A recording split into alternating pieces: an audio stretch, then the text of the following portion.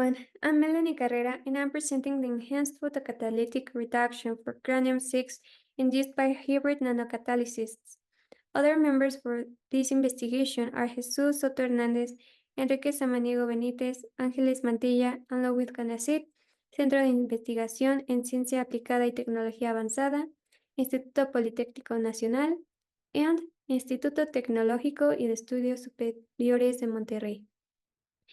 Hexavalent chromium-6 is a frequent byproduct present in some industrial processes, such as stainless steel production, textile manufacturing, and others.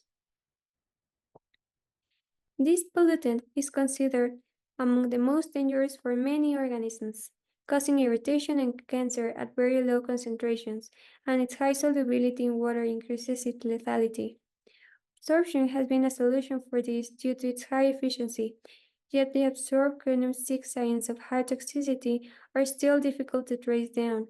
However, chromium-3 is considered less toxic and can be recovered by precipitating as chromium hydroxide in neutral or alkaline solutions.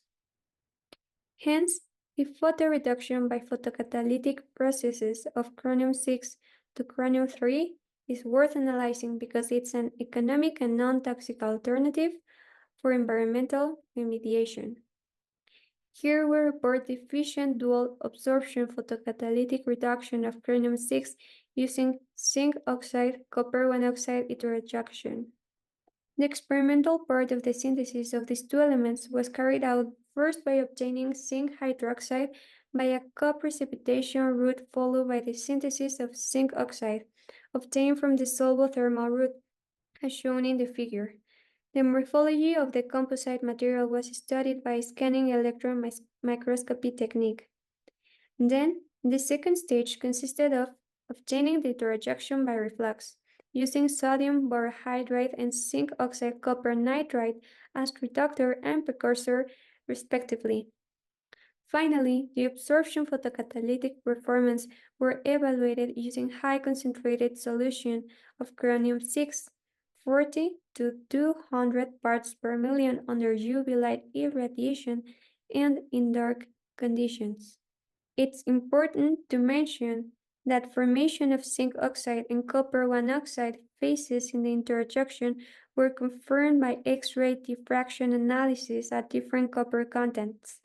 The band gap energy was calculated by the UV-based reflectance diffuse analysis being its value in the visible region of the spectrum.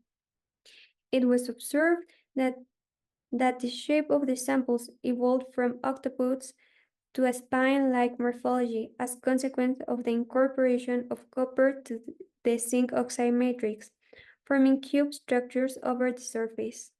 It was seen that all the composites exhibit good photocatalytic performance for the reduction of chromium-6 despite its high exposure to the pollutant concentrations.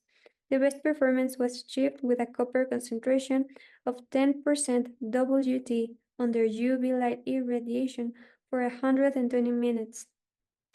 Here are shown comparative photoreduction plots using different concentration of chromium-6.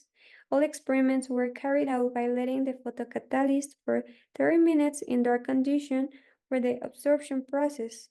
Continually, 3 mm aliquots were taken each 15 minutes until 120 minutes was achieved after the UV light source was turned on. Furthermore, a plot of different percentages of copper exposed to 200 parts per million chromium-6 reveal an achievement of both 80% photoreduction from 200 parts per million of chromium-6, whereas only a 13.5% photoreduction was obtained with zinc oxide. In conclusion, photocatalytic results reveal an increase in the chromium-6 photoreduction even at high concentrations when zinc oxide photocatalyst was combined with copper at different ratios in different amounts. That could be attributed to the synergic effect promoted between copper oxide and zinc oxide, which promotes the separation between the whole electron pairs.